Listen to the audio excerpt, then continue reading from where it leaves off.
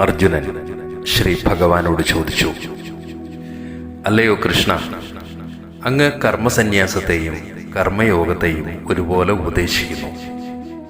ഇവയിലേതാണ് മികച്ചതെന്ന് എനിക്ക് പറഞ്ഞു തന്നാലും.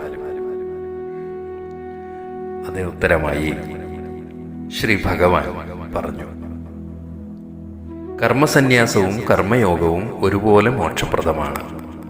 എന്നാൽ കർമ്മസന്യാസത്തേക്കാൾ കർമ്മയോഗമാണ് വിശിഷ്ടം.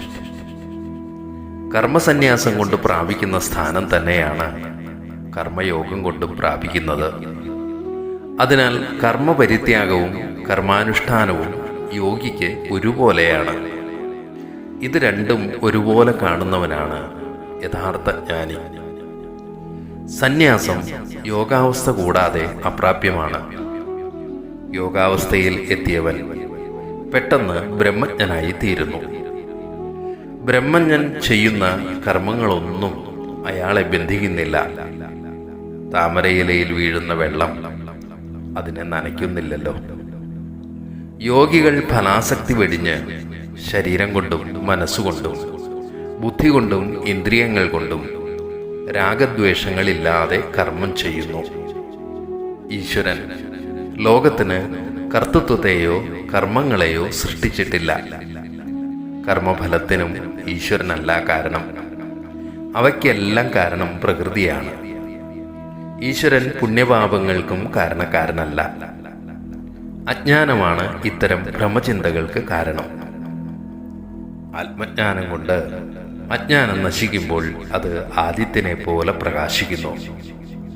പിന്നെ അവർക്ക് പുനർജന്മമില്ല. എല്ലാ മനുഷ്യരിലും എല്ലാ മൃഗങ്ങളിലും സർവചരാചരങ്ങളിലും അവർ സമദർശികളാണ്. മനസ്സിന് സാമ്യാവസ്ഥ നേടിയ യോഗികൾ ജീവിച്ചിരുന്നത് കൊണ്ട് തന്നെ ജനന മരണങ്ങളെ ജയിക്കുന്നു. ഇതും ബ്രഹ്മാവസ്ഥ തന്നെയാണ്. ഈ അവസ്ഥയിൽ രാഗദ്വേഷങ്ങളില്ല, ഇഷ്ടാനിഷ്ടങ്ങളുമില്ല, പ്രസാദ വിഷയങ്ങളില്ല. ഇത് ഒരിക്കലും ക്ഷയിക്കാത്ത സുഖാനുഭൂതിക്ക് കാരണമാകുന്നു. ലൗകിക സുഖങ്ങളിൽ നിന്ന് അവസാനം ദുഃഖമേ ലഭിക്കൂ. എന്തെന്നാൽ അവയ്ക്ക് ആദിയും അന്തവുമുണ്ട്. ആത്മാവിൽ സുഖിക്കുന്നവനും ആത്മാവിൽ സന്തോഷിക്കുന്നവനും ആത്മാവിൽ പ്രകാശമുള്ളവനുമാണ് യോഗി. ആ യോഗി സ്വയം ബ്രഹ്മമായി തീർന്ന് മോക്ഷം പ്രാപിക്കുന്നു. മോക്ഷം പരമമായ ശാന്തിയാണ്.